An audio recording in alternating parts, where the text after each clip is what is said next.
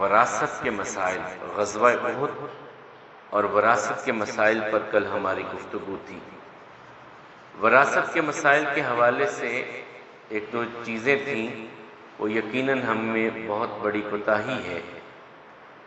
بیٹیوں کو حصہ دینے کے حوالے سے، بیٹیوں کو حصہ دینے کے حوالے سے اکثر یہی ہوتا ہے کہ بیٹیوں نے معاف کر دیا، بیٹیوں نے معاف کر دیا ہے، ان سے معافی لے لی، یا کہہ دیا کہ تمہارا ایک ہی تو بھائی ہے یا بھائی ہے تو معاف کر دو، یا کہیں بلیک میل کر لیتے ہیں، وہ کہہ دیتے ہیں کہ ہمارے گھر میں آنا ہے کہ دروازہ بند کروانا ہے۔ وہ بڑی خوبصورت کسی نے بات کی کہ بیٹیاں ہی کیوں اپنا حصہ چھوڑتی ہیں، کبھی بیٹے نے بھی اپنا حصہ چھوڑا ہے کہ میں اپنے باپ کے اس مکان میں سے جو میرا حصہ بنتا ہے میں اپنی بہنوں کو دے دیتا ہوں؟ میں نہیں لیتا، اللہ نے مجھے بہت کچھ دیا ہے۔ یقیناً ایسے خوش نصیب لوگ بھی ہیں، اسی مجلس میں ہی ہوں گے، جنہوں نے اپنی آبائی گھر کو اپنی بہن کو دے دیا کہ میں نے اپنا حصہ تجھے دے دیا۔ ایسے بڑے بڑے اچھے لوگ ہوتے ہیں، لیکن یہ ہم سب کے لیے ہونا چاہیے، ہم سب کو سوچنا چاہیے کہ بہنیں کیوں معاف کریں، ہم آگے بڑھ کر کے اپنی بہنوں کو کہیں ان کو ان کی وراثت میں حصے کا مالک بنا دیں، اس کے بعد وہ چھوڑ دیں، وہ علیحدہ بات ہے، وہ اپنی مرضی سے، یعنی انہیں بلیک میل نہیں کرنا، وہ اپنی مرضی سے چھوڑ دیں، کوئی بات نہیں، وہ اپنے وارث بن جائیں اس وراثت کے حصے کا، وارث بننے کے بعد چھوڑیں، یہ معاملہ ہوتا ہے۔ چلیں اس کے بعد ہم آ جاتے ہیں 3 ہجری سے نکل کر کے 4 ہجری میں، اس میں بہت سارے معاملات پیش آئے۔ خود رسالت مآب صلی اللہ علیہ وسلم کی کچھ شادیاں ہیں، اور نبی کریم صلی اللہ علیہ وسلم نے کچھ سریے بھیجے، اور 2 اتنے بڑے معاملات ہوئے کہ جنہوں نے رسول اللہ صلی اللہ علیہ وسلم کو بہت غمگین کر دیا۔ اور اسی 4 ہجری میں ایک جو ہے قبیلہ بنو نذیر، کل پرسوں ہم نے بنو کینکا کا پڑھا تھا، بنو نذیر قبیلہ، اس کو بھی یہاں سے جلا وطن کیا گیا۔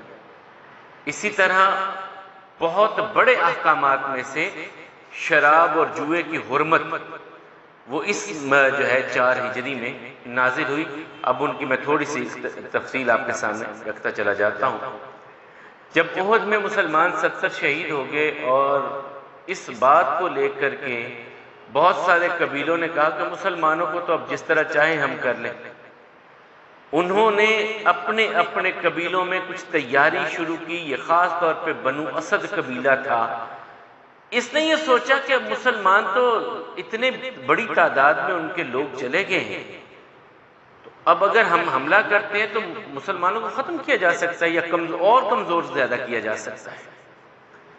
ان کی تیاری کی اطلاعات مدینے میں رسول اللہ صلی اللہ علیہ وسلم کو ملتی ہیں کہ اس طرح بنو اسد تیاری کر رہے ہیں کہ ہم مدینہ پر چڑھائی کریں، اور یہ سارے کافر قبیلے اس وقت سمجھ رہے تھے کہ ہم انہیں ترنوالا سمجھ کے جس طرح چاہیں نگل جائیں مسلمانوں کو۔ تو رسول اللہ صلی اللہ علیہ وسلم نے حضرت ابو سلمہ رضی اللہ تعالیٰ عنہ، یہ رسول اللہ صلی اللہ علیہ وسلم کے پھپھیرے بھائی بھی تھے، اور ان کی ہجرت میں نے پہلے بھی بات ہوئی تھی، پہلے حبشہ کی طرف، بعد میں مدینہ کی طرف، یہ میاں بیوی اور ان کے بیٹے عمر، اور پھر ایسا بھی معاملہ ہوا کہ ان کی بیوی جو تھی وہ ام المومنین بنی بعد میں۔ جب یہ ابو سلمہ رضی اللہ تعالیٰ عنہ احد میں زخمی ہو گئے، ان کے بازو پہ بہت زخم آئے لیکن ٹھیک ہو گئے۔ تو اس سریہ میں رسول اللہ صلی اللہ علیہ وسلم نے بنو اسد کی طرف بھیجنے کے لیے ان کو سپہ سالار مقرر کیا کہ تم اس سریے کی کمان کرو اور جاؤ بنو اسد کے بارے میں دیکھو، ان کی جو تیاریاں ہیں، اگر وہ باز نہیں آتے تو لڑائی بھی کرنی پڑے تو کوئی بات نہیں۔ حضرت ابو سلمہ رضی اللہ تعالیٰ عنہ صحابہ کرام کی جماعت کو لے کر کے نکلے۔ جب یہ بنو اسد کے قبیلے کے پاس پہنچے تو ان کی ہوش و حواس میں بھی یہ بات نہیں تھی کہ ایسا ہو سکتا ہے کہ مسلمان جو اتنے کمزور پڑ چکے ہیں وہ ہم پر خود پیش قدمی کے طور پہ حملہ کر دیں گے۔ ان کی سوچ میں بھی یہ بات نہیں تھی، وہ اپنی تیاریوں میں تھے، لیکن یہ ان کے ذہن میں نہیں آ رہا تھا۔ جب رسول اللہ صلی اللہ علیہ وسلم کے صحابہ وہاں پہنچ گئے، اب یہ مقابلے پہ آنا تو دور کی بات، یہ تتر بتر ہو گئے، سارا قبیلہ بھاگ گیا، جب بھاگ گیا تو یہ صحابہ کرام واپس پلٹے رسول اللہ صلی اللہ علیہ وسلم کے پاس، اور اسی واپسی میں حضرت ابو سلمہ رضی اللہ تعالیٰ کا جو وہ زخم تھا احد کے میدان میں لگا اور ٹھیک ہو چکا تھا بہت حد تک، وہ دوبارہ کھل گیا، وہ زخم سے خون رسنے لگا۔ واپس آئے مدینہ میں، رسول اللہ صلی اللہ علیہ وسلم ان کی عیادت کرنے کے لیے بھی جاتے، بیمار پرسی کرنے کے لیے جاتے، لیکن اسی زخم کے ساتھ پھر ان کی شہادت ہو گئی۔ اور اتفاق ایسا ہوا کہ جب ان کی وفات ہوئی ہے ابھی تو رسول اللہ صلی اللہ علیہ وسلم بھی وہاں پر آ گئے، ان کی آنکھیں جو تھیں وہ کھلی ہوئی تھیں، تو رسول اللہ صلی اللہ علیہ وسلم نے فرمایا ان الروح اذا قبض تبعہ البصر، جب روح نکلتی ہے تو آنکھ اس کا پیچھا کرتی ہے۔ پھر آنکھوں کو بند کر دیا رسول اللہ صلی اللہ علیہ وسلم نے۔ اب وہاں پر کچھ گھر کی خواتین ظاہر ہے ایسے موقع پہ رونے لگی، تو رسول اللہ صلی اللہ علیہ وسلم فرمایا لا تدعوا علی انفسکم الا بخیر فإن الملائکۃ یؤمنون علی ما تقولون، اس موقع پر خیر کے سوا کوئی بات نہ نکالنا اپنے منہ سے، کیونکہ اب جو بھی تم کہو گی اس پر فرشتے آمین کہنے والے ہیں، کوئی جملہ ایسا زبان پہ نہ لے آنا، منع کر دیا، روک دیا۔ اور پھر کریم آقا علیہ السلام نے اسی وقت یعنی کہ ان کی وفات کے فوراً بعد دعا کی ان کے لیے اور فرمایا اللہم اغفر لأبی سلمہ وارفع درجتہ فی المہدیین واخلفہ فی عقبہ فی الغابرین اللہم اغفر لنا ولہ یا رب العالمین وافسع لہ قبرہ ونور لہ فیہ، اللہ ابو سلمہ کو معاف کرتے ہیں، اس کے درجات کو بلند کرتے ہیں اور اسے ہدایت یافتہ لوگوں میں شامل کر لے، اور اے اللہ اس کے گھر والوں کا اب تو نگہبان بن جا، اب وہ تو نہیں رہا، بیوی ہے، بچے ہیں، تو یا اللہ تو ان کا نگہبان بن جا۔ وَاخْلُفْهُ فِي عَقِبِهِ فِي الْغَابِرِ، اللہم اغفر لنا وَلَهُ، یا اللہ ہمیں بھی معاف کر دے اور ابو سلمہ کو بھی معاف کر دے، اے سب جہانوں کے رب۔ وَافْسَعْ لَهُ فِي قَبْرِهِ، یا اللہ اس کی قبر کو وسعت عطا کر دے، وَنَوِّرْ لَهُ فِي، اور اس کی قبر میں نور روشنی عطا کرنے۔ یہ دعا کی اس وقت ابو سلمہ کے لیے رسول اللہ صلی اللہ علیہ وسلم نے۔ اور پھر ایک وہ جو بات کہی تھی ایک مرتبہ رسول اللہ صلی اللہ علیہ وسلم نے کہ جب بھی کوئی نقصان ہو جائے، جب بھی کوئی نقصان ہو جائے کسی قسم کا، وہ مالی ہو، جسمانی ہو، کچھ بھی ہو، تو اتنا کہو انا للہ و انا الیہ راجعون اللہم اخلف لی خیر منہا، یا اللہ تیرا تھا جو تو لے گیا، ہم بھی تیرے ہیں، تیری بارگاہ میں آ جانا ہے۔ اللہم اخلف لی فی مصیبتی، اللہم اجرنی فی مصیبتی واخلف لی خیر منہا، یا اللہ یہ جو تکلیف ہم پر آئی ہے اس کا ہمیں اجر عطا فرما اور اس کا بہتر نعم البدل ہمیں عطا کر دے، واخلف لی خیر منہا، اس سے بہتر دے دے۔ ام سلمہ رضی اللہ تعالیٰ عنہ کہتی ہیں کہ میں سوچا کرتی تھی کہ اس سے بہتر کیا ہو سکتا ہے، میرے خامن سے بہتر دنیا میں کوئی بندہ مجھے نظر ہی نہیں آتا تھا، اتنا بہترین میرے ساتھ ان کا رویہ اور سلوک تھا کہ مجھے نہیں نظر آتا تھا کہ اس سے بہتر بھی کوئی انسان ہو سکتا ہے۔ لیکن رسول اللہ صلی اللہ علیہ وسلم کی بات پہ اعتبار بھی تھا، میں پڑھتی رہتی تھی، پھر جب میری عدت گزر گئی، کتنی عدت ہوتی ہے بھلا خامد کے لیے؟ 4 مہینے 10 دن، یہ عورت کہیں آگے شادی نہیں کر سکتی، بناؤ سنگھار نہیں کر سکتی، اس کے لیے عدت گزار۔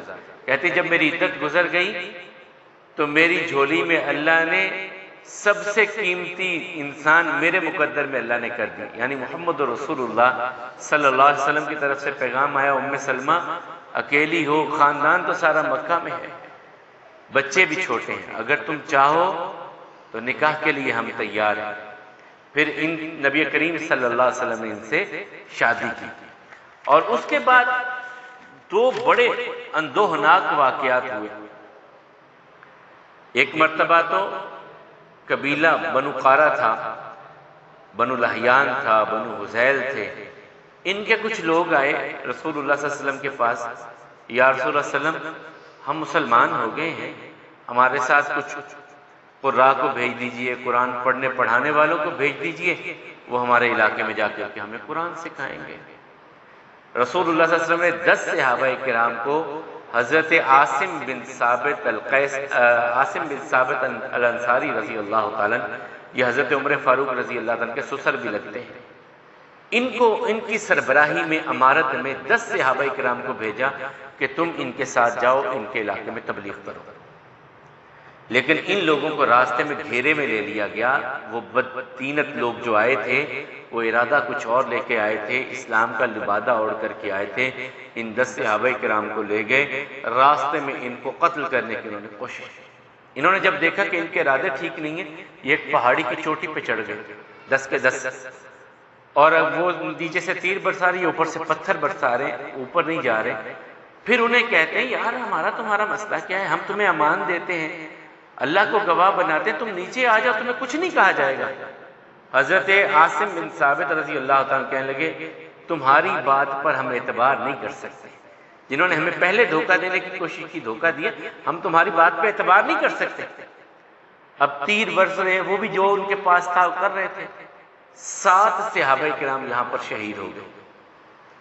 پھر حضرت عاصم رضی اللہ تعالیٰ دعا کرتے ہیں یا اللہ انہوں نے جو دھوکہ ہمیں دیا ہے، ہمارے پاس تو ایسے اسباب نہیں ہیں کہ تیرے نبی تک یہ خبر پہنچا سکیں، یا اللہ تو اپنے نبی تک اس معاملے کی خبر کو پہنچا دے، انہیں بتلا دے کہ ان لوگوں نے ہمارے ساتھ کیا کیا ہے۔ اور یہ 3 بچ گئے صحابہ کرام، عبداللہ بن طارق تھے، زید بن دسنہ تھے، اور حضرت خبیب بن عدی رضی اللہ عنہم اجمعین، یہ 3 بچ گئے، 7 شہید ہو گئے۔ کافروں نے پھر دوبارہ کہا یار ہم تمہیں پناہ دیتے، کچھ نہیں کہتے، وعدہ کرتے تمہارے ساتھ، آ جاؤ تم نیچے۔ یہ تینوں جب نیچے آ گئے، ان تینوں کو اپنے وعدے سے پھر مکر گئے اور انہیں قیدی بنا لیا گیا، اور آپس میں وہ مشورہ کرتے ہیں ان کی قیمت بڑی اچھی مل جائے گی مکے میں جا کر کے، کیونکہ یہ خبیب بن عدی ہے، انہوں نے فلاں فلاں کافر سردار کو مارا تھا بدر میں، ان کے بیٹوں کے پاس بیچیں گے، وہ بدلے میں اپنے باپ کے ان کو قتل کر دیں گے، پیسے اچھے مل جائیں گے۔ اور یہ جو زید ہیں انہوں نے فلاں فلاں کے لیے کیا تھا، یہ بھی بک جائیں گے مکے میں، اور یہ عبداللہ بن طارق یہ بھی بکیں گے۔ عبداللہ بن طارق کہتے ہیں میں نے تمہارے ساتھ نہیں جانا، جو مرضی ہو جائے۔ وہ گھسیٹتے بھی رہے لے جانے کے لیے، یہ نہیں ہلے، تو انہیں وہیں پہ شہید کر دیا گیا۔ 2 باقی بچ گئے صحابی، انہیں مکہ میں لے جا کر کے ان کی بولی لگی کہ یہ مسلمان قیدی ہم گرفتار کر کے لائے، پکڑ کر کے لائے ہیں، انہیں بیچنا ہے، خریدار سامنے آئے۔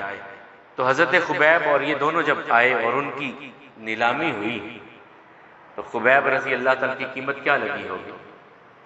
80 مسقال سونا، یہ تقریباً میں ابھی دیکھ رہا تھا 30 تولے سونا بنتا ہے، یہ ان کی قیمت لگا کر کے انہیں خرید لیا گیا۔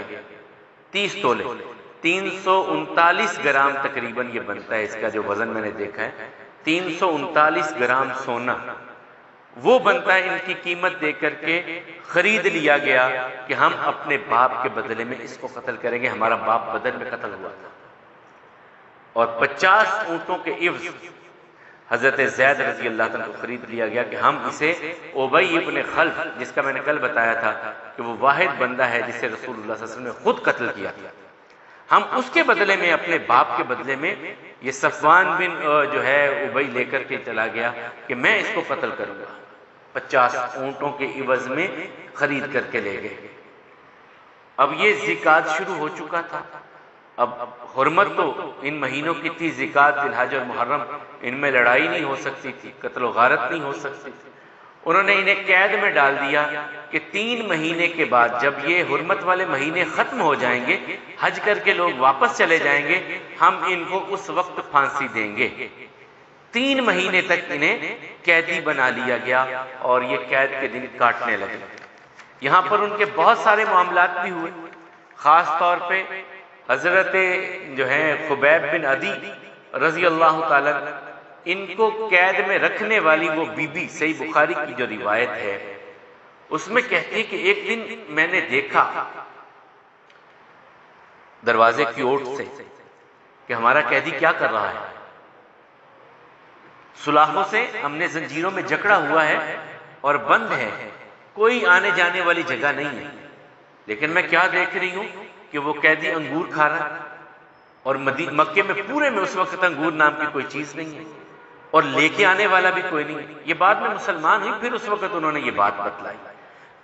کہتی میں حیران ہو گئی کہ اس کے پاس یہ کہاں سے آ گیا۔ پھر بعد میں کہتے ہیں یقیناً اللہ ہی کھلانے والا۔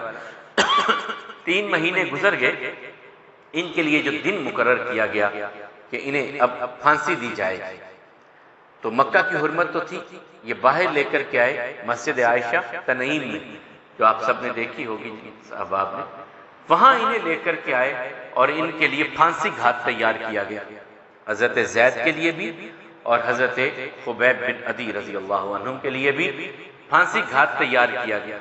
اور اس پھانسی گھاٹ میں جب انہیں لایا گیا، کہا کوئی خواہش، ایک خواہش، 2 رکعت نماز پڑھ لینے کا۔ اس سے پہلے انہوں نے اپنی پاکیزگی کے کچھ معاملات کیے، وہ لمبی بات ہو جائے گی، میں اس طرف نہیں جاتا۔ عین پھانسی کے وقت 2 رکعت کی اجازت مانگی، صرف مجھے 2 رکعت ادا کر لینے تھا۔ کہتے 2 رکعت میں نے جلدی جلدی پڑھی، پھر کہنے لگے میرا بڑا دل کر رہا تھا میں لمبی نماز پڑھتا، لیکن صرف اس وجہ سے میں نے جلدی جلدی پڑھی، کافر یہی نہ کہہ دیں کہ موت کے ڈر کی وجہ سے نماز لمبی کر دی ہے۔ میں نے اس بات کی وجہ سے نماز کو مختصر کر دیا کہ کافر یہ نہ کہیں کہ موت کے خوف سے نماز کو لمبا کر دیا ہے۔ اب ان کی اور خواہش کوئی، کہ میری خواہش ہے کہ جب میری موت آئے تو میرا منہ قبلے کی طرف میرا منہ ہو۔ اس وقت کسی نے کہا کہ اگر تو اب اسلام کا انکار کر دے تو تمہیں اب بھی آزادی مل سکتی ہے، اب بھی آزادی مل سکتی ہے اگر تم اسلام کا انکار کر دو۔ کہنے لگے اللہ کی قسم، ساری دنیا کے خزانے میرے قدموں میں ڈھیر کر دیے جائیں اور مجھ سے کہا جائے اسلام کو ترک کر دو، میں ایک نظر اٹھا کر کے بھی ان خزانوں کی طرف نہیں دیکھوں گا، دین اسلام مجھے اتنا محبوب ہے۔ پھر کسی نے آگے بڑھ کے کہا چل اتنا کہہ دے کہ کاش میری جگہ پر محمد صلی اللہ علیہ وسلم کو پھانسی دی جاتی۔ کہو اللہ کے بندے تو نے یہ سوچ بھی کیسے لیا؟ میرے دل میں تو ان کی احترام اور محبت اور عقیدت یوں ہے کہ میں تو یہ بھی پسند نہیں کرتا ایک چھوٹا سا کانٹا آقا کے قدموں میں لگے، اور میں اپنے گھر میں بیٹھا ہوا ہوں، ہم گھروں میں بیٹھے رہے آقا کے قدموں میں ایک چھوٹا سا کانٹا لگے، میں تو یہ بھی گوارا نہیں کرتا، اور تو کہتا ہے کہ میں اپنی جگہ پہ اس خواہش کا اظہار کروں کہ میری جگہ پہ رسول اللہ صلی اللہ علیہ وسلم ہو۔ یہ نہیں ہو سکتا۔ انہیں پھانسی دے دی گئی، 40 دن ان کی لاش کو یوں لٹکتا رہنے دیا گیا۔ پھر صحابہ کرام آئے، آ کر کے لے کر کے گئے، کس طرح وہ بھی ایک لمبی معاملہ چلا ہے۔ 40 دن کے بعد بھی جب ان کو اتارا تو ان کا جسم اسی طرح تھا جس طرح ابھی ان کی وفات ہوئی۔ 40 دن ان کی میت، ورنہ تو بدبو کے سران اٹھتے ہیں۔ چند دن بندہ ابو لہب کا میں نے اب پرسوں ترسوں آپ کو بتایا نہیں، 3 دن ابھی صرف گزرے تھے اس کی لاش کو، کہ مکے والوں نے اس کے بیٹوں کو کہنے لگے ہٹاؤ اس کو، کہیں دفن کرو اپنے باپ کو، اتنی بدبو اٹھ رہی ہے۔ 40 دن کے بعد بھی، اور اس وقت بھی انہوں نے دعا کی، اور کچھ اشعار وہاں پر جو انہوں نے پڑھے، انہوں نے کہا لست ابالہ حین اقتل مؤمنا، مجھے کوئی پرواہ نہیں ہے جب میں مسلمان ہوں اور موت آ رہی ہے، مجھے کوئی پرواہ نہیں ہے، میں دائیں گرتا ہوں، میں بائیں گرتا ہوں، مجھے نیزے مارتے ہیں، مجھے پھانسی، مجھے اس کی کوئی پرواہ نہیں ہے، جب میری موت اللہ کے لیے ہے، اللہ راضی ہو جائے، باقی میرے لیے ان چیزوں کی کوئی اہمیت نہیں ہے کہ مجھے کس طرح تم موت دیتے ہو، کس طرح تم مارتے ہو، یہ میرے لیے کوئی اہم معاملات نہیں ہے۔ رسول اللہ صلی اللہ علیہ وسلم اس معاملے میں پھر بڑے پریشان ہوئے جب یہ اطلاعات ملی۔ پھر اس کے ساتھ ہی ایک اور بڑا معاملہ ہوا، یہ بھی کچھ قبائل تھے، انہوں نے، یہ بنو سلیم کی شاخ تھی، اور اس کے کچھ لوگ آئے رسول اللہ صلی اللہ علیہ وسلم کے پاس، ایک بڑا سردار ابو برا عامر بن مالک آیا رسول اللہ صلی اللہ علیہ وسلم کے پاس کہ میں یہ اونٹ ہیں اور گھوڑے ہیں آپ کے لیے تحفہ لے کے آیا ہوں۔ رسول اللہ صلی اللہ علیہ وسلم نے فرمایا میں کسی مشرک سے لا اقبل ہدیۃ المشرک، کسی مشرک سے میں ہدیہ قبول نہیں کرتا۔ اس نے کہا میں مسلمان ہو جاتا، مسلمان ہو گیا۔ اب اس نے دل میں وہ رنجش رکھی، اس نے کہا جی میرے ساتھ کچھ بھیجیے لوگوں کو جو ہمارے علاقے میں جا کے تبلیغ کریں، ریل میں، زکوان اور عصیہ میں، یہ سارے ہمارے ذیلی قبیلے ہیں تو بنو حذیل کے، تو جا کر کے انہیں تبلیغ کریں، آپ ہمارے ساتھ بھیجیے۔ تو رسول اللہ صلی اللہ علیہ وسلم فرمایا مجھے ڈر ہے کہ تم آج شکنی نہ کرو. کہا جی میں امان دیتا ہوں، بڑا سردار ہوں، میں بات کر رہا ہوں آپ سے. فرمایا اہل نجد کی طرف سے بھی مجھے خوف ہے. کہا ان کی طرف سے بھی میں پناہ دیتا ہوں. اب رسول اللہ صلی اللہ علیہ وسلم نے ایک جماعت کا انتخاب کیا جو صحیح البخاری میں ہے. 70 صحابہ کرام کو تیار کیا، 70. اور یہ وہ لوگ تھے جو سب ینگ تھے، جوان تھے، اور جوانی کے ساتھ یہ سارا دن جنگلوں میں جا کر کے لکڑیاں اکٹھی کرتے.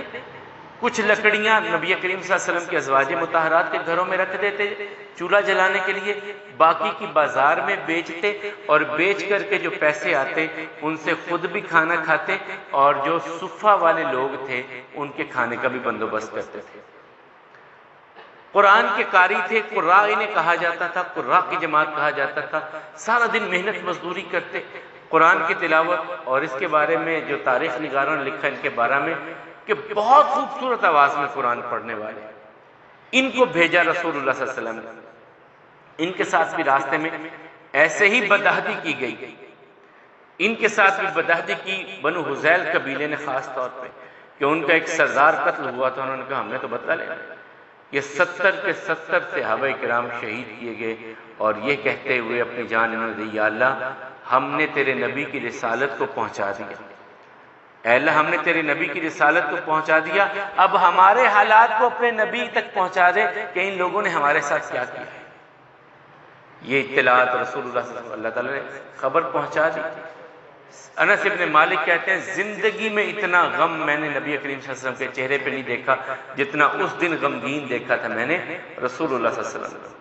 اور پھر پورا 1 مہینہ تک 5 نمازوں میں، فجر کی نماز کی دوسری رکعت میں رکوع کے بعد، ظہر کی نماز کی چوتھی رکعت میں رکوع کے بعد، عصر کی نماز کی چوتھی رکعت میں رکوع کے بعد، مغرب کی نماز کی تیسری رکعت میں رکوع کے بعد، عشاء کی نماز کی چوتھی رکعت میں رکوع کے بعد 5 فرض نمازوں میں رسول اللہ صلی اللہ علیہ وسلم نے قنوت نازلہ کی اور ان بدبختوں کے لیے لعنت کی رسول اللہ صلی اللہ علیہ وسلم نے. ان کافروں کے لیے جنہوں نے ان 70 صحابہ کرام کو شہید کیا تھا، 5 نمازوں میں 1 مہینہ تک رسول اللہ صلی اللہ علیہ وسلم نے قنوت نازلہ کی. اور اسی اثناء میں پھر یہودیوں کی سازشیں بھی تھی. یہ سارا کچھ کیوں تھا کہ جب انہوں نے دیکھا کہ احد میں مسلمان شکست خوردہ ہو گئے ہیں تو اب جو جس طرح چاہے. یہودی بھی پر پرزے نکال رہے تھے، خاص طور پہ بنو نذیر قبیلہ. اب رسول اللہ صلی اللہ علیہ وسلم ان کے بارے میں سوچ رہے تھے، وہ ہم کل باتیں کریں گے. اسی اثناء میں اللہ تعالیٰ کی طرف سے شراب اور جوئے کے بارے میں فائنل حکم نازل ہو گیا. 3 مرتبہ قرآن کریم میں اس کے احکامات تدریجاً اترے ہیں. پہلا سورۃ البقرہ میں ہے جب رسول اللہ صلی اللہ علیہ وسلم سے سوال کیا گیا اور اللہ تعالیٰ نے جواب دیا، وَيَسْأَلُونَكَ عَنِ الْخَمْرِ وَالْمَيْسِرِ، آپ سے شراب اور جوئے کے بارے میں پوچھتے ہیں. تو اللہ تعالیٰ جواب اس کا عطا کرتے ہیں. اس میں گناہ بہت ہے، کچھ فائدہ بھی ہے، لیکن گناہ زیادہ ہے. لوگوں کی حالت وہی رہی. اس کے بعد ایسی کیفیت بھی ہوئی کہ نماز پڑھانے کے لیے امام صاحب کھڑے ہوئے اور سورہ کی ترتیب بدل گئی. قُلْ يَا أَيُّهَا الْكَافِرُونَ لَا أَعْبُدُ مَا تَعْبُدُونَ کی جگہ پہ قُلْ يَا أَيُّهَا الْكَافِرُونَ أَعْبُدُ مَا تَعْبُدُونَ ہو گیا. کافروں جس کی تم عبادت کرتے ہو ہم بھی اسی کی عبادت کرتے ہیں. یہ الفاظ تبدیل ہو گئے کیونکہ کھانا کھایا اور شراب کی ابھی حرمت کے احکامات نہیں اترے تھے. پھر نماز کا وقت ہوا، کھڑے ہوئے نماز پڑھانے لگے. پھر اللہ تعالیٰ کی طرف سے دوسرا حکم نازل ہوا، تم نماز لا تقربوا الصلاۃ وانتم سکارى، تم نشے کی حالت میں ہو تو نماز کے قریب نہ ہو، حتی تعلموا ما تقولون، یہاں تک کہ تمہیں علم ہو جائے تم کہہ کیا رہے ہو. اس حالت میں آ جاؤ تو پھر نماز پڑھو. کہا جاتا ہے کہ حضرت عمر رضی اللہ تعالیٰ نے 3 مرتبہ یہ سوال کیا تھا. کہنے لگے یا اللہ نہیں، اس کا اور واضح حکم بھی اترنا چاہیے. پھر سورۃ المائدہ کی آیات اللہ تعالیٰ نے اتاری، یا ایھا الذین آمنوا انما الخمر والمیسر والازلام والانصاب رجس من عمل الشیطان. اہل ایمان، شراب، جوا، آستانے اور جوئے فال گیری کے تیر رجسن پلید ہیں، من عمل الشیطان یہ شیطان کے اعمال ہیں، فاجتنبوہ لعلکم تفلحون ان سے بچ جاؤ اگر تم کامیاب ہونا چاہتے ہیں. ان کو چھوڑ دو۔ یہ چار چیزیں اللہ تعالیٰ نے، ایک تو شراب عرب میں بہت پی جاتی، جوا کھیلا جاتا تھا، اور اس کی وہ ایک عجیب سا عمل کرتے تھے، جوا جیتے ہیں اور جیتنے کے بعد لوگوں کو کھانے کھلا رہے ہیں، ڈیرے داری چل رہی ہے، لوگوں میں پیسے بانٹ رہے ہیں، جو جوا جیتے ہیں لوگوں میں بانٹ رہے ہیں، کہتے ہیں ہم تو سخاوت کر رہے ہیں، لوگوں کے لیے کر رہے ہیں، ہم تو جوا کھیلا لوگوں کے لیے۔ یہ اب بھی کہیں نہ کہیں ہوتا ہوگا، تو اللہ تعالیٰ نے اس سے بھی منع کر دیا۔ اور شراب کے بارے میں تو جب یہ احکامات اترے، انس بن مالک ہی کہتے ہیں رضی اللہ تعالیٰ کہ میں اپنے گھر میں تھا، ابو عبیدہ بن جراح تھے، ابو طلحہ تھے میرے چچا، دوست اکٹھے ہوئے تھے، تو کچی پکی کھجوروں کی شراب پی رہے تھے، اور پی رہے تھے تو اعلان باہر ہونے لگا، تو میرے چچا کہنے لگے بیٹا جاؤ سن کر کے آؤ کیا اعلان ہو رہا ہے۔ میں باہر نکلا، جب باہر نکلا تو اعلان کرنے والے سے پوچھا بتلاؤ بھائی کس چیز کا اعلان کر رہے ہو؟ کہا رسول اللہ صلی اللہ علیہ وسلم نے بھیجا ہے اعلان کرنے کے لیے کہ اللہ تعالیٰ نے احکامات اتار دیے، شراب اور جوئے کو حرام کر دیا گیا ہے۔ کہتے میں نے آ کے بتایا چچا ابو طلحہ کو شراب تو حرام ہو گئی ہے، اللہ تعالیٰ نے حرام کر دیا ہے، رسول اللہ صلی اللہ علیہ وسلم کی طرف سے اعلان ہو رہا ہے۔ تو اب ان کے ہاتھ میں وہ پیالہ یا جو بھی برتن تھا یوں پکڑا ہوا تھا، جب یہ بات سن رہے ہیں تو یہ نہیں کیا کہ اب ہونٹوں کے قریب ہے یہ تو پی لیتے ہیں آگے سے نہیں پیئیں گے، کہا بیٹا اسے پکڑ اور جا کر کے نالی میں بہا دے، اب اس کا ٹھکانہ یہ نہیں ہے وہاں ہے۔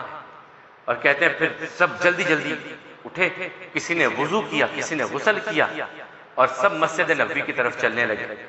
جب مسجد نبوی کی طرف آنے لگے تو گلیوں میں یوں شراب بہہ رہی تھی، نالیوں میں، جس طرح پتہ نہیں ہو کیا گیا ہے۔ جس نے اعلان سنا، جس نے پیغام سنا رسول اللہ صلی اللہ علیہ وسلم کا، اس نے جو کچھ گھر میں تھا لا کر کے بہا دیا۔ اب صحابہ کرام جس نے غسل کیا، وضو کیا، مسجد میں پہنچے تو رسول اللہ صلی اللہ علیہ وسلم اعلان کر رہے تھے، ان آیات کا مسجد میں اعلان ہو رہا تھا۔ جب مسجد میں اعلان ہوا پھر اعلان کے ساتھ ایک بات اور کہی کہ جس جس کے گھر میں ہے فلاں میدان میں اکٹھی کرو، لے کر کے آؤ، لے آئے۔ اب حضرت عبداللہ ابن عمر کہتے ہیں رسول اللہ صلی اللہ علیہ وسلم نے میرے کندھے پہ یوں ہاتھ رکھا اور چل پڑے اس میدان کی طرف جہاں کہا گیا کہ ساری اکٹھی کرو جو باقی بچی ہے۔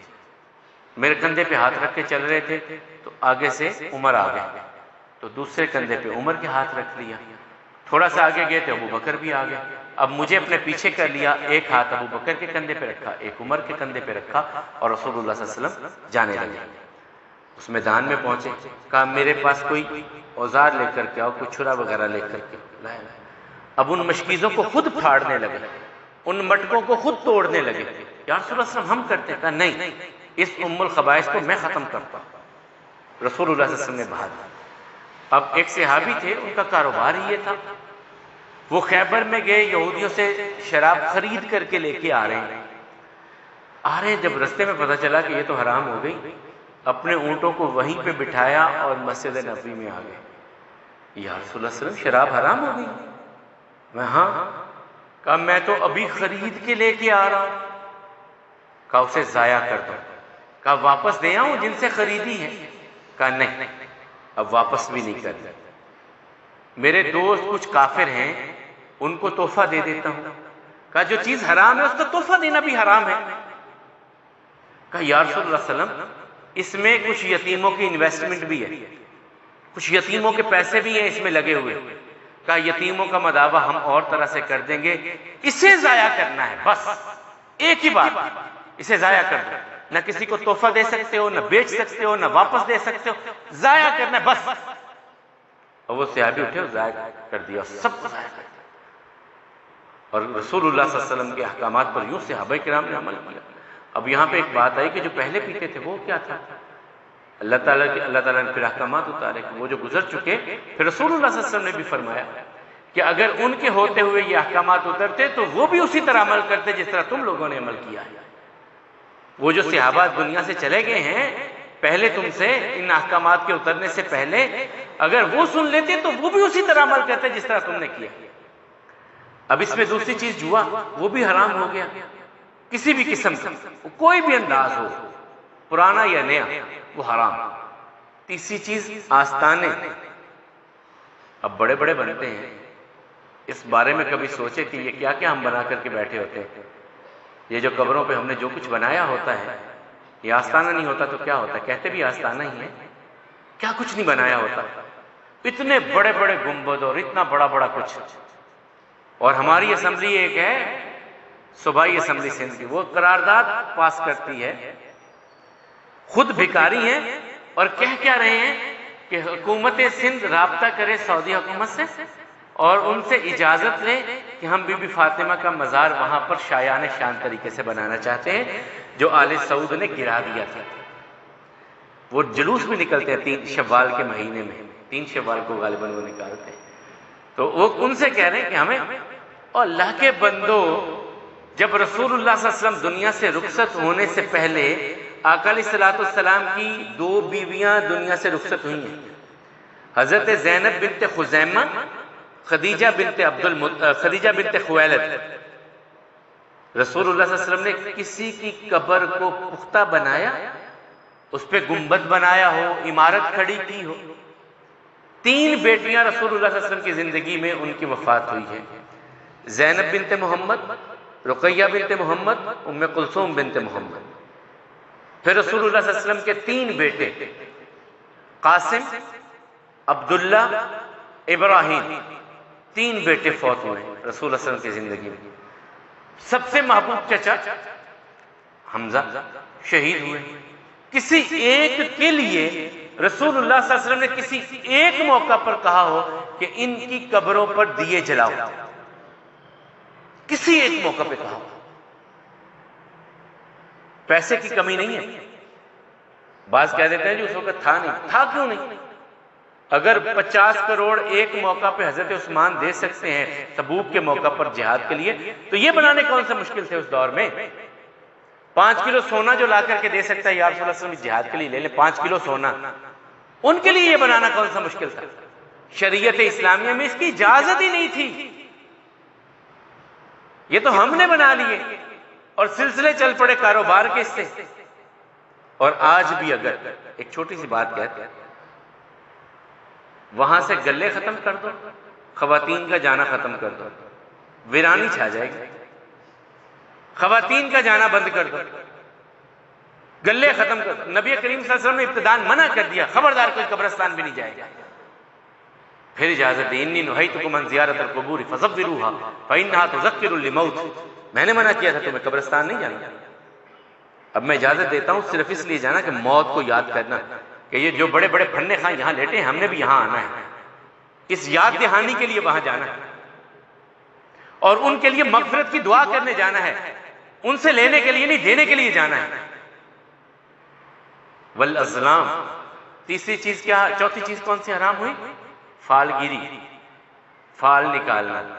یہ کام کروں نہ کروں، یہ کیسے، وہ فالے نکالنا، کہانت، اس کو حرام کیا گیا. خود رسول اللہ صلی اللہ علیہ وسلم، صحیح بخاری کی حدیث ہے، آقا فرماتے ہیں من اتا عرافا او کاہنا لن يقبل اللہ صلاۃ 40 لیلہ.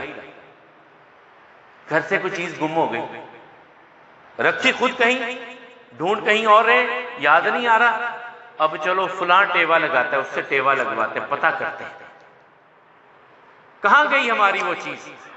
کسی نے گم کر دی، کسی نے چرا لی، کیا ہوا؟ یہ معلوم کرنے کے لیے جانا کسی کے پاس. کائنات کی سب سے سچی زبان سے نکلا لن يقبل اللہ صلاۃ 40 لیلہ. اللہ 40 راتوں کی اس کی عبادت قبول ہی نہیں کریں گے. من اتا عرافا او کاہنا لن يقبل اللہ صلاۃ 40 لیلہ.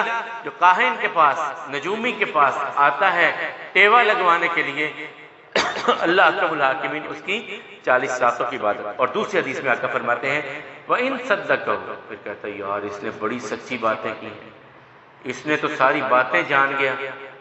تو فرمایا اگر اس کی تصدیق کر دیتا ہے فقد کفر بما انزل علی محمد، تو محمد صلی اللہ علیہ وسلم پر اترنے والے دین کا یہ منکر ہو گیا، یہ منکر ہو گیا. اس چیز کسی کے بارے میں یہ سمجھنا کہ وہ غیب کی باتیں بتلا دے گا. ابھی ہم نے 2 قبیلوں کے بارے میں سنا، رسول اللہ صلی اللہ علیہ وسلم کے پاس آئے لوگ 10 صحابہ اور 70 صحابہ کرام، یعنی ٹوٹل 80 صحابہ کرام کو لے کر کے گئے. اگر دل کی باتیں رسول اللہ صلی اللہ علیہ وسلم جانتے ہوتے تو کبھی ان صحابہ کرام کو جانے دیتے ان کے ساتھ؟ اگر پتہ ہوتا کہ ان لوگوں نے لے جا کر کے میرے ان ساتھیوں کو شہید کر دینا ہے تو رسول اللہ صلی اللہ علیہ وسلم جانے دیتے ان صحابہ کو؟ غیب صرف اللہ تعالیٰ جانتا ہے. جتنا علم، ہاں یہ بھی یقین رکھنا چاہیے کہ اللہ احکم الحاکمین نے جو رسول اللہ صلی اللہ علیہ وسلم کو علم عطا کیا یقیناً ویسا کسی کو نہیں عطا کیا. اور لیکن وہ ایسا نہیں ہے کہ ما کان و ما یکون ہو، جو کچھ ہو چکا اور جو کچھ ہوگا سب کے بارے میں نہیں. یہ تو قرآن کریم میں اس کی بہت بار نفی کی گئی ہے. خود رسول اللہ صلی اللہ علیہ وسلم سے اللہ تعالیٰ نے کہا کہ آپ کہیے لا عالم الغیب، میں نہیں جانتا غیب، میں نہیں جانتا. اگر میں جانتا ہوتا تو میں خیر اکٹھی کر لیتا، مجھے نقصان کبھی آتا ہی نہیں. مجھے پہلے سے پتا ہوتا فلاں دن مجھے نقصان پہنچے گا، میں پہلے سے سد باب کر لیتا اس کا. ایسا نہیں ہے. پھر اللہ تعالیٰ نے اس کے بعد فرمایا کہ شیطان تمہارے اندر جوئے اور شراب کے ساتھ دشمنی پیدا کرنا چاہتا ہے، رک جاؤ اس سے، بچ جاؤ اس سے. یہ احکامات 4 ہجری میں نازل ہوئے. پھر اس کے ساتھ بنو نذیر قبیلہ، حضرت زینب بنت خزیمہ کی جو وفات کا بھی میں نے بات کی ہے، رسول اللہ صلی اللہ علیہ وسلم کی زندگی میں ان کے ساتھ شادی. اور پھر رسول اللہ صلی اللہ علیہ وسلم نے کچھ ایک غزوہ اور بھی تھا، اس کے بارے میں یہ انشاءاللہ العزیز ہم کل بات کریں گے. آج ہماری گفتگو تھی 4 معاملات ہم نے آپ کے سامنے رکھنے کی کوشش کی ہے.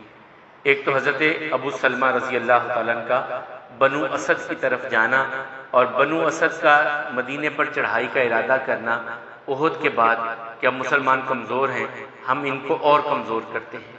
یہ بات رسول اللہ صلی اللہ علیہ وسلم کے علم میں آئی تو رسول اللہ صلی اللہ علیہ وسلم نے کہا وہ کیا حملہ کریں گے، ہم خود پہلے جاتے ہیں. حضرت ابو سلمہ کی سربراہی میں، امارت میں، سپہ سالاری میں صحابہ کرام کو بھیجا. بنو اسد اس حملے کی توقع نہیں رکھتے تھے، وہ بھاگ گئے. ابو سلمہ واپس آئے. یہ احد میں زخمی ہوئے تھے، ان کا زخم ابھی کچھ تازہ تھا، یہ وہ زخم دوبارہ کھل گیا. اسی کے ساتھ ان کی وفات ہوئی اور رسول اللہ صلی اللہ علیہ وسلم نے ان کے لیے دعا کی. پھر بیر معونہ کا یہ ایک کنواں ہے جہاں پر 10 صحابہ کرام کی وہ جو شہادت کا معاملہ آپ کے سامنے رکھا، اور اسی کے ساتھ 70 صحابہ کرام وہ رجی کا معاملہ تھا، اور یہ 70 صحابہ کرام کا بیر معونہ کا معاملہ تھا جہاں ان صحابہ کرام کو دھوکے سے شہید کیا گیا. اور رسول اللہ صلی اللہ علیہ وسلم نے اس موقع پر پھر 1 مہینے تک قنوتیں نازلہ کی. اور حضرت خبیب رضی اللہ عنہ کا واقعہ میں نے آپ کو سنایا کہ وہ موت کے وقت میں بھی نماز کی اور اپنے رب کے سامنے سجدہ کرنے کی خواہش کا اظہار کر رہے ہیں. اور اس کے ساتھ ہی چوتھی چیز جو تھی آج بیان کی گئی وہ شراب کی حرمت کے معاملات تھے. اور میں نے آپ کو بتایا کہ سورہ بقرہ، سورہ نساء اور سورہ مائدہ ان 3 جگہ پر اس کے احکامات اترے. بعض لوگ کہتے ہیں پہلے حلال تھی پھر حرام. حلال نہیں تھی، معاشرے میں ایک چیز شروع سے چل رہی تھی. شراب کو حلال دین کیسے کر سکتا ہے؟ یہ نہیں ممکن ہے. پہلے سے چلی آ رہی تھی، اس کو روکنے کے لیے 3 طریقے اختیار کیے اللہ تعالیٰ نے. یہ مستقل بچپن سے پینے والے اور اتنی کثیر تعداد میں پینے والے، ان کو آہستہ آہستہ اس طرف راغب کیا جائے. یکدم پابندی نہیں لگائی، 3 طریقوں میں 3 جگہ پہ آ کر کے اس کے احکامات دیے تاکہ ان کے لیے بھی آسانی ہو جائے، چھوڑنا آسان ہو جائے. اور پھر اللہ تعالیٰ کی طرف سے شراب، جوا، آستانوں پہ جانا اور فالگیری کے تیر ان کو حرام کر دیا گیا. اس کے بعد کے معاملات پر کل انشاءاللہ گفتگو کریں گے. اللہ احکم الحاکمین ہم سب کو صحت اور ایمان والی زندگی عطا فرمائے. اقول قولی ھذا والحمد للہ، استغفر اللہ لی ولکم ولسائر المسلمین.